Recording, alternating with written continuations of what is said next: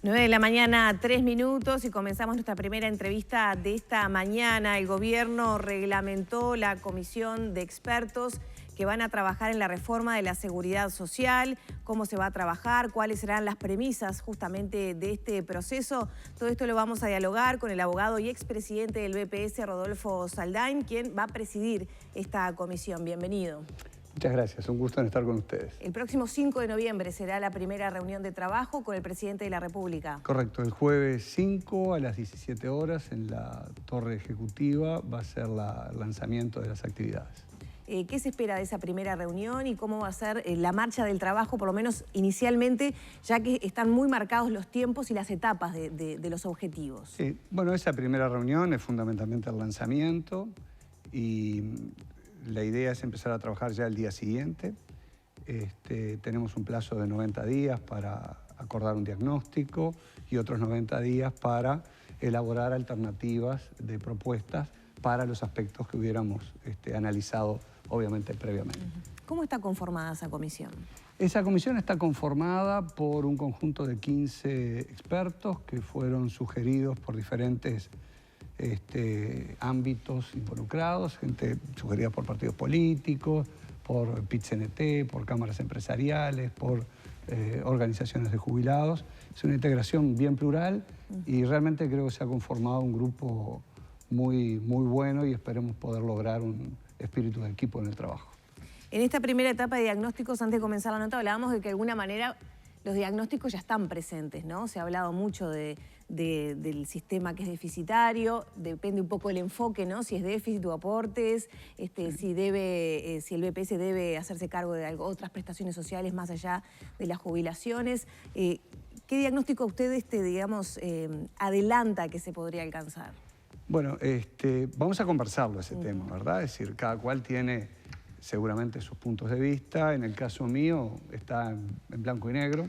Hace unas semanas tuve la charla con Danilo presentando un libro, La era de los nuevos viejos, longevidad, trabajo y jubilación del siglo XXI, donde precisamente, bueno, hay un capítulo de diagnóstico y uno de propuestas.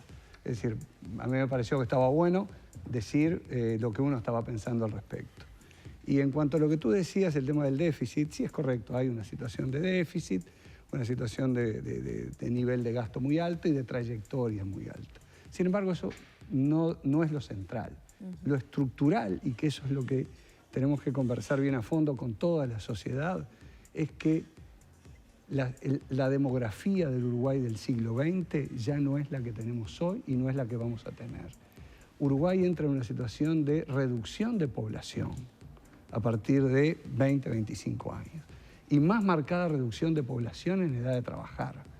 Y el único sector de la población que crece en números absolutos es el de nosotros, los mayores de 60, 65 años. Más jubilados y más años de pasivos. Exactamente, porque afortunadamente crece también la esperanza de vida a razón de 1 mes y medio por cada año que pasa para quienes llegan a los 60 años. Que eso es una muy buena noticia, porque decir que nos cuidamos, nos hemos cuidado mejor, tenemos un sistema de salud que está bueno, es decir, las familias tienen una situación reproductiva acorde más o menos a lo que es su voluntad, es decir, pero eso implica un montón de desafíos. Es decir, y ese es el punto central, cambia radicalmente. Uruguay en el 50 tenía 8 personas en edad de trabajar por cada persona mayor de 65. En el 2000, 50 años después, eran 4 y vamos camino a ser 2 y algo, 3. Es decir, eso lo que implica es que si vamos a confiar exclusivamente en las transferencias entre generaciones, ¿no? Quienes trabajan a quienes estemos jubilados, es decir, lo que vamos a tener es una enorme mochila puesta sobre nuestros hijos y nuestros nietos. Ese es el punto central del problema previsional uruguayo. Claro, y además hay una traba importante para quienes desean continuar en actividad. Correcto. Más allá de lo que son las edades jubilatorias tal como están plasmadas e inequidades que se dan entre el sector público y el privado. ¿Cómo se salva eso? Tú has puesto allí un tema bien importante arriba de la mesa. Todos sabemos de personas que se jubilan y siguen trabajando, algunos en forma legal y muchos en forma ilegal, en negro. Es decir, todos lo conocemos y seguramente lo tenemos en nuestros entornos próximos.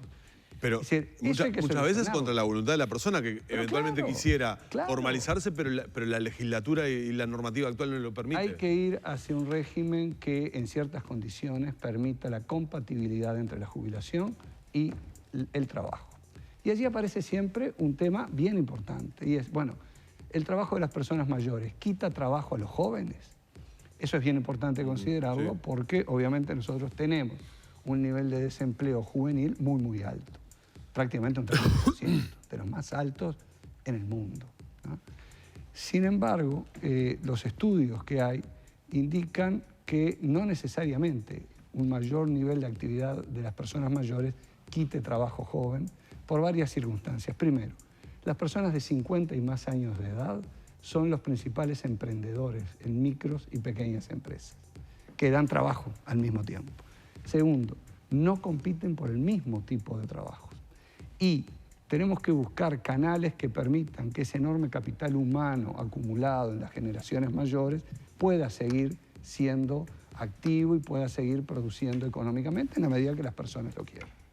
Evidentemente, doctor, hay un sinnúmero de situaciones, como personas hay y cuestiones particulares hay. De hecho, pudimos ver en el paso de este tiempo algunos errores cometidos cuando el ingreso de la SAFAP al sistema de previsión social del Uruguay, que debieron ser subsanados con situaciones que ni siquiera pudieron contemplar a la mayor parte de los damnificados, pero que a algunos se los contempló de alguna manera. Cada vez entonces que se va a realizar o se plantea una reforma, obviamente a la gente le surgen un montón de preguntas. Hay una que sí es como un denominador común, que tiene que ver casi, le diría, con una cuestión de sentido común de ciclo de vida. Es casi notorio que la edad que se plantea para la jubilación es una edad, hoy en día, de plenitud física, mental y hasta, le diría, de aptitudes casi óptimas para seguir desarrollándose en la vida laboral. Obviamente es uno de los temas más sensibles porque creo que nadie quiere meterse con el tema de la edad porque es poco popular el decir elevaríamos ese tope. Pero ¿está en la mesa de las cuestiones a discutir? Mira, tú has hecho una parte del diagnóstico en la pregunta, que yo la comparto. En mi opinión hay que elevar la edad mínima de acceso de una manera gradual y hay que ajustarla periódicamente a cómo evolucione la esperanza de vida. Sé que eso no es simpático, sé que, digamos, eso no me hace muchos amigos, pero creo que tenemos que hablar con sinceridad en el tema.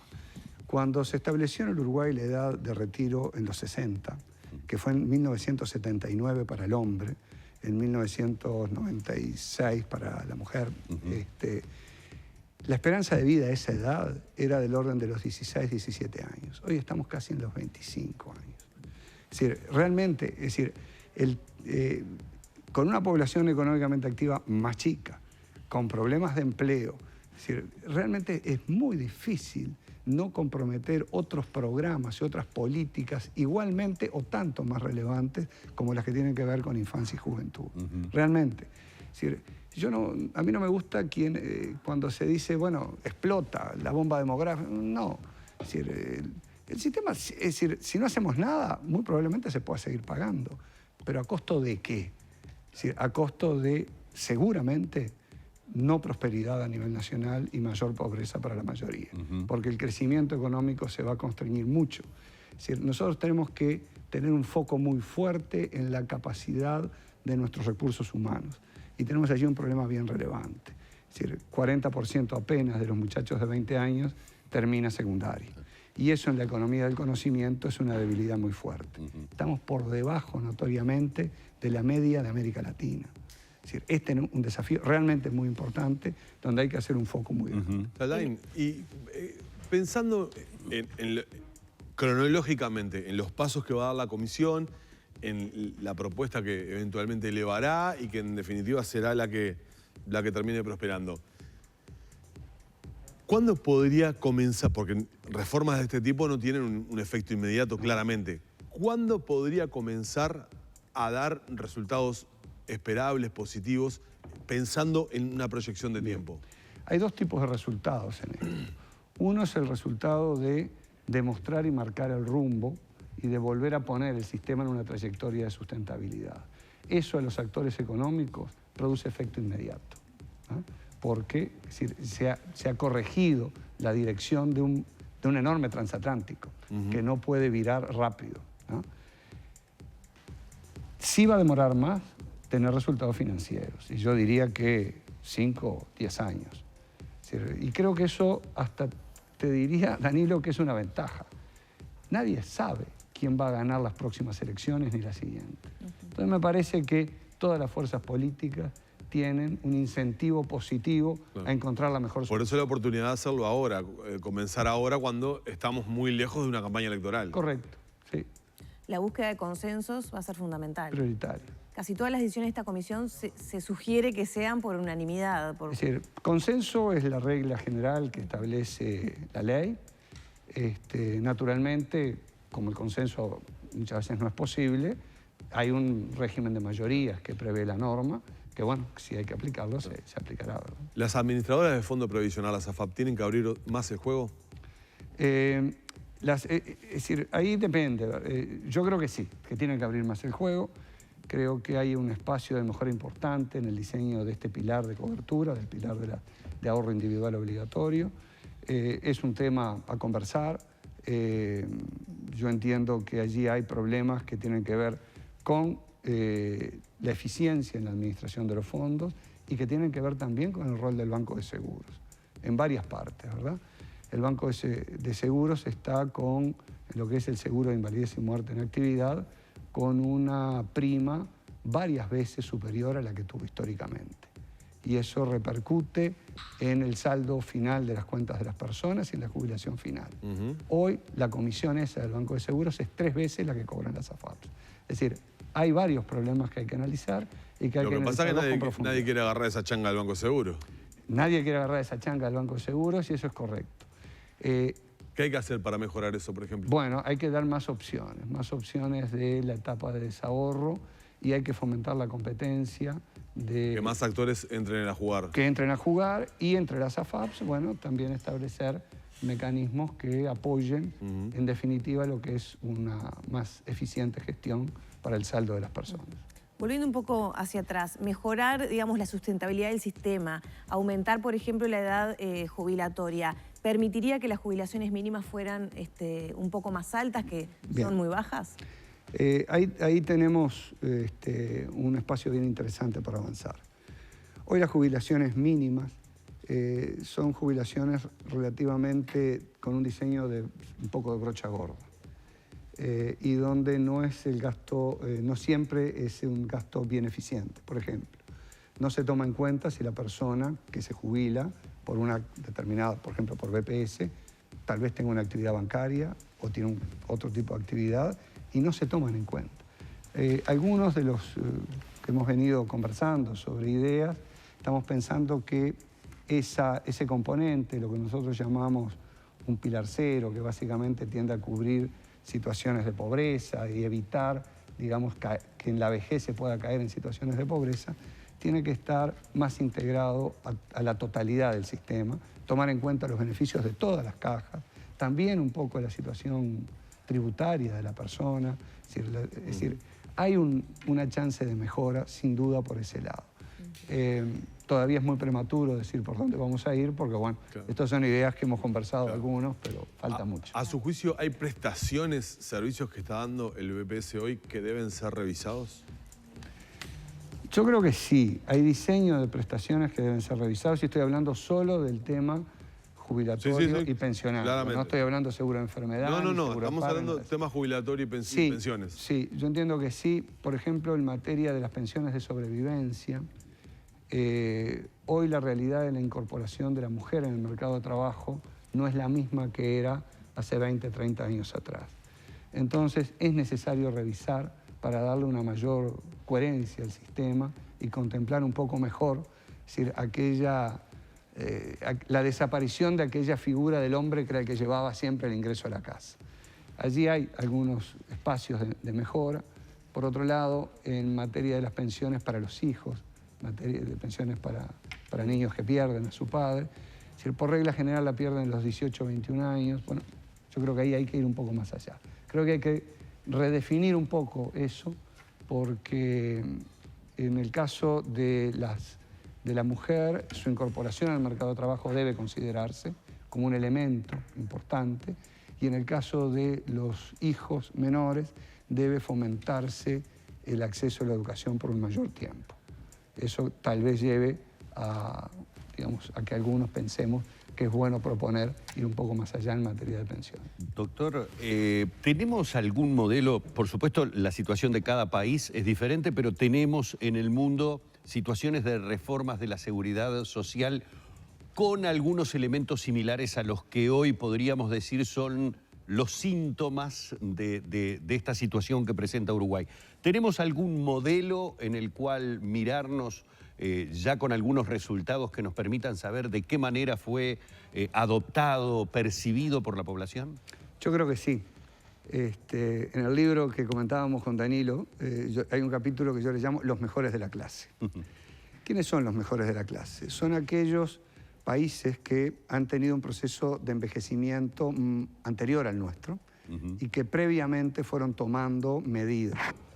Básicamente, para mencionar uno, por ejemplo, Suecia. Si bien nosotros no somos suecos con S, tampoco somos suecos con Z, ¿verdad? Es decir, ellos han ido de larga data a un sistema de carácter mixto, también Países Bajos, también Dinamarca, es decir, con enorme cantidad de ahorro previsional, es decir, 2 veces su Producto Bruto Interno está en ahorro previsional. Uruguay, con su SAFAP, tiene un 30% de su Producto Bruto Interno. Es decir, tienen prácticamente 6, 7 veces más que el Uruguay. ¿Eso qué significa? Que parte de la jubilación no reposa en una población trabajadora que se achica, sino en un ahorro previo de quienes nos vamos a jubilar. Ese es un camino. En el caso sueco, por ejemplo, su sistema tiene un componente de reparto, de cuentas nacionales, como se le llama, y tiene un componente de ahorro individual obligatorio también, muy similar al nuestro. Más chico, pero que tiene un estilo de administración diferente. Y tiene un tercer componente muy importante, producto de la negociación colectiva, bajo régimen de financiamiento colectivo. Yo creo que tenemos muchas experiencias para mirar. Y ahí podría haber situaciones opcionales, es decir, podríamos llegar tal vez a una oferta, obviamente no excesivamente variada para no entreverar porque el tema es muy complejo, pero de determinadas situaciones en donde yo como trabajador me sintiera mejor contemplado. Ejemplos, usted hablaba tal vez de una gradualidad en cuanto a la extensión de la edad, y yo siento que porque estoy en un buen trabajo, porque quiero seguir trabajando, porque quiero seguir manteniendo mi vida útil, yo seguiría. Hay otra persona que de repente no quiere acogerse a determinada cuestión. ¿Eso podría llegar a darse? Y se podría llegar a dar. Incluso hay algunos países que prevén que si usted se quiere jubilar antes de la edad que se fija como normal, comienza un proceso de ahorro y puede adelantar hasta 5 años esa edad de jubilación, pero genuinamente financiado. Exactamente, claro. Usted decide... Se autofinancia su retiro. Exacto. Usted decide a partir de una edad, por ejemplo, de los 30 años, dice, a mí me gustaría tal vez a los 60 no trabajar más. Inicia un ahorro para eso y adelanta hasta 5 años. Eso existe en algunos de estos países que yo mencioné. Bien. Hay otras opciones, ¿verdad?, que también son muy importantes y que creo que en la medida que se pueda dar cierta flexibilidad a la persona, siempre con opciones por defecto, ¿verdad? Porque en general la economía del comportamiento nos ha enseñado que muchas veces las personas no tomamos decisiones. Entonces, bueno, el formulador de política dice, bueno, entiendo que para esa situación esta es la mejor opción, pero... que tenga la persona la opción me parece central. Hemos recibido muchísimos mensajes de televidentes, nos informan desde la producción, y una de las preocupaciones es con el cambio en la edad jubilatoria. ¿Se podría contemplar diferente edad dependiendo del sector? Por ejemplo, la construcción desgasta más el físico. Sí, decididamente sí. Nosotros estamos en este momento con 2 líneas de investigación ya planteadas, que tienen que ver con eso. Una, el propio BPS y la OPP, sus servicios técnicos, están analizando lo que se llama heterogeneidad en la longevidad. Es decir, no todos envejecemos de la misma manera Eso tiene mucho que ver con el nivel educativo, tiene mucho que ver con el tipo de actividad que se desarrolla también. Y estamos trabajando con investigadores de UDELAR, de la Universidad de Montevideo y de un proyecto internacional que se llama Opportunity Insight, también para intentar determinar esas diferencias en longevidad. Realmente esa es una preocupación. No es posible ir a una elevación de edad mínima de retiro masiva. Hay que contemplar ese tipo de situaciones y pensamos que vamos a tener elementos como para poder hacerlo. Y en tren de dar vía a las preguntas y a consultas que llegan desde los televidentes, cuando ponemos el tema seguridad social y jubilación hacia arriba de la mesa, caja militar. Déficit de la caja militar. ¿Qué hay que hacer? Bueno, Caja Militar tuvo una reforma hace un año y algo. Fue seguramente la mejor reforma que logró la anterior administración. Nosotros estamos trabajando con el Ministerio de Defensa en este momento para tener por primera vez una proyección de los compromisos fiscales de mediano y largo plazo. Pensamos que vamos a tener eso en el curso del periodo de diagnóstico, y allí va a haber que dar una discusión, analizar y ver. Es un tema que, como sabemos, es complicado. En la anterior ley, digamos, el gobierno anterior supongo que hizo su mejor esfuerzo. Yo creo que hay todavía algunas chances que se pueden mejorar, hay algunas cosas. ¿Hay margen entonces para usted, para mejorar? Y mira, yo vuelvo a mi libro, ¿verdad? Porque yo intenté decir lo que yo pienso. Yo no entiendo, no veo un fundamento para que una secretaria del Ministerio de Defensa, un médico, un odontólogo, tenga un régimen diferente que el que tiene el de cualquier otro organismo público. Realmente no lo encuentro. Me parece que hay mucho que se puede conversar, y si hay una situación a nivel global que requiere esfuerzos de toda la población, es de toda la población.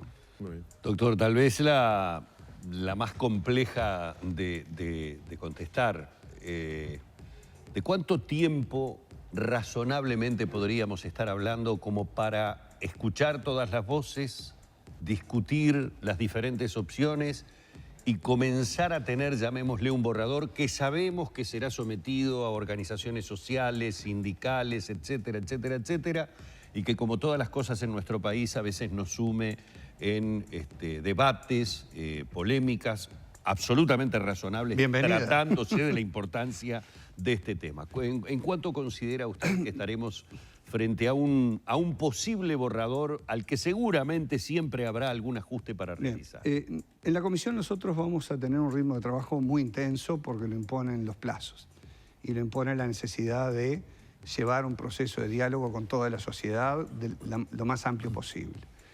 Y también, digamos, un conjunto de estudios técnicos que tienen que soportar el trabajo.